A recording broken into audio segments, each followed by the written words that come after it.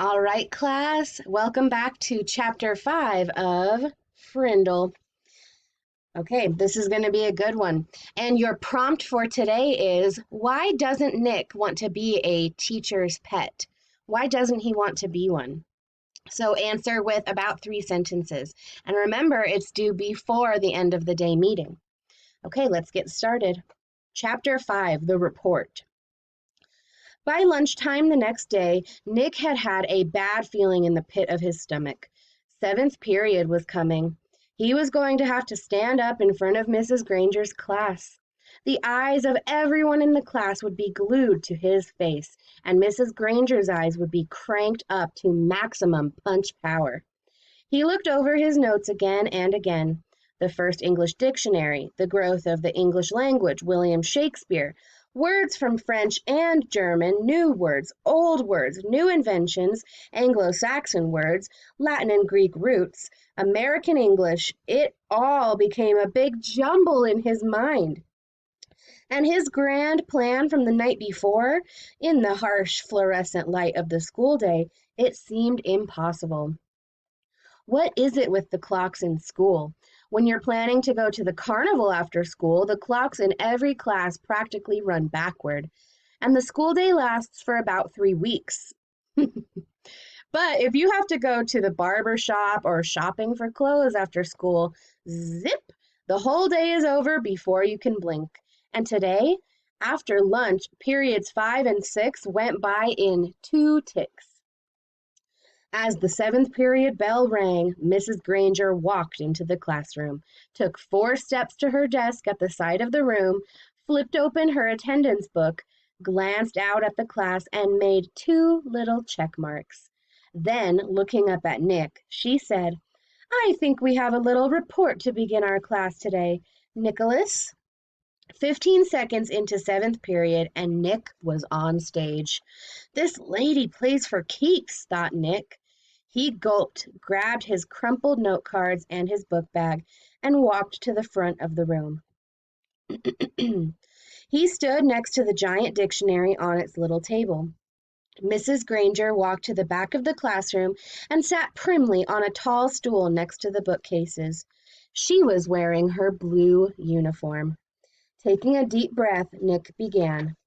"Well, the first thing I learned is that the first English dictionary," Mrs. Granger interrupted. "Excuse me, Nicholas, but does your report have a title?" Nick looked blankly at her. "A title? No, I didn't make a title. Class, please remember to include a title whenever you prepare an oral or written report. Now, please go on, Nicholas," and she smiled and nodded at him. Nick began again, looking right at Mrs. Granger. He said, "The dictionary." A couple of kids thought that was funny, but Nick played it straight and just kept talking. "A lot of people think that the first English dictionary was put together in the 1700s by a man named Samuel Johnson. He lived in London, England. He was real smart. He wrote a lot of books, and he wanted all the other smart people to have a good dictionary to use, so he made one. But there were other dictionaries before his. The thing that was different about Johnson's dictionary was its size. First of all, he had over 43,000 words in it. The class made a bunch of noise at this big number. "Ooh, wow," and stuff like that. And Nick lost his concentration. He glanced up at Mrs. Granger, expecting to see those eyes drilling a hole in him. But they weren't. They were almost friendly in a teachery kind of way. She shushed the class and said, "Go on, Nicholas, that's a fine beginning." Nick almost smiled, but he saw all the kids staring at him. So he gripped his note cards even tighter and jumped back in. The other thing that Samuel Johnson did that was special was to choose the words he thought were most important, and then give lots of examples showing how the words got used by people. For example, he showed how the word take could be used in 115 different ways. Nick's report went on smoothly for 12 minutes.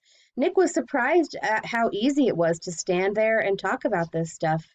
At the end of the first 5 minutes, Mrs. Granger had to stop Nick again and say, "Class, it is not good manners to yawn out loud or to put your heads down on your desks when someone is giving an oral report." No one in the class cared one little bit about the report, except Mrs. Granger. Every time Nick glanced up, she was smiling, and her eyes were not the least bit icy or sharp.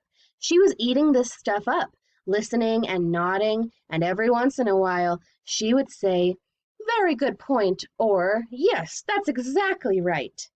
But the next time Nick looked up, he saw Mrs. Granger sneaking a look at her watch. 18 minutes gone. Maybe his idea was going to work after all. Time for phase 2. Reaching into his book bag, Nick pulled out the red dictionary he had brought from home. The one most of the kids had. The one that Mrs. Granger said they should use. Nick said, "This is the dictionary that I use at home for my vocabulary work, and I opened it up last night to the very front, and right there, I found out about how the dictionary was made right in this book. So I thought some of the ideas would be good as part of my report. It says here, Nicholas." Nick looked up. Mrs. Granger got off her tall stool, and its wooden legs made a screech on the linoleum. Heads snapped to attention, and the class was alert again. Mrs. Granger smiled, raised her eyebrows, and pointed at her watch. "Nicholas, I think the class should read that at home themselves." Now, John's hand was up in the air, and at Mrs. Granger's nod, he said, "But I don't have that dictionary at home, Mrs. Granger. I have the blue one," and several other kids immediately said, "Me too." Mrs. Granger tried not to show that she was annoyed. "Very well, Nick, but it shouldn't take too long. We have other things to do today." Nick kept his eyes open wide and nodded, adjusted his glasses on his nose, and began to read. "Without question, this modern American dictionary is one of the most surprisingly complex and profound documents to ever be created, for it embodies unparalleled etymological detail, reflecting not only superb lexicographic scholarship, but also the dreams and speech and imaginative talents of millions of people over thousands of years. For every person who has ever spoken or written in English has had a hand in its making." It was a long article, and the kids were bored to death, but no one looked bored at all. Every kid in the room knew now that the period was more than half over, and that Nick's report wasn't just a report. It was one of the greatest time wasters he had ever invented. Mrs. Granger knew it too. She had edged around from the back of the room to the side near the windows. Nick glanced up at her now and then as he read, and each time Mrs. Granger's eyes clicked up to a new power level. After 8 minutes of Nick's best nonstop reading, her eyes were practically burning holes in the chalkboard behind him. Uh-oh, there were only 10 minutes left in seventh period. Sounds like Nick wasted the whole class. When he took a breath to start a new paragraph, Mrs. Granger cut him off. "That's a fine place to stop, Nicholas. Class, let's all give him a round of applause for his report." The applause didn't last long. As Nick took his bag and notes and sat down, Mrs. Granger's eyes went back to almost normal, and she actually smiled at him. "Although your report was a little long," she paused to let that sink in, "it was quite a good one. And isn't it fascinating that English has more different words than any other language used anywhere in the world?" She pointed at her large dictionary. "That one book contains the definitions of more than 450,000 words. Now, wasn't I right, Nicholas? All this will mean so much more since you learned about it on your own." Mrs. Granger was beaming at him. Nick sank lower in his chair. This was worse than writing the report, worse than standing up to give it. He was being treated like the teacher's pet. Ooh, listen up for your response, guys. He was being treated like the teacher's pet, and he had the feeling she was doing it on purpose. His reputation was in great danger. So he launched another question. He raised his hand and he didn't even wait for Mrs. Granger to call on him. Yeah, but I still don't really get the idea of why all words mean different things. Like, who says that DOG means the thing that goes woof and wags its tail? Who says so? And Mrs. Granger took the bait. Who says dog means dog? You do, Nicholas. You and I and everyone in this class and this school and this town and this state and this country. We all agree. If we lived in France, we would all agree that the right word for that hairy, four-legged creature was a different word. Chien. It sounds like she-en, but it means what DOG means to you and me.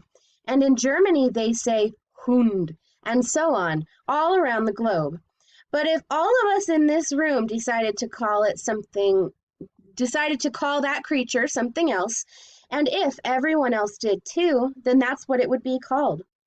And one day it would be written in the dictionary that way.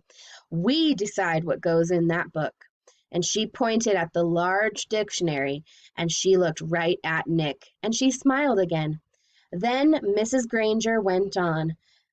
But of course, that dictionary was worked on by hundreds of very smart people for many years. So as far as we are concerned, that dictionary is the law. Laws can change, of course, but only if they need to. There may be new words that need to be made, but the ones in that book have been put there for good reasons. Mrs. Granger took a look at the clock. 8 minutes left. Now then, for today, you were to have done the exercises beginning on page 12 in your Words Alive book. Please get out your papers. Sarah, will you read the first sentence, identify the mistake, and then tell us how you corrected it?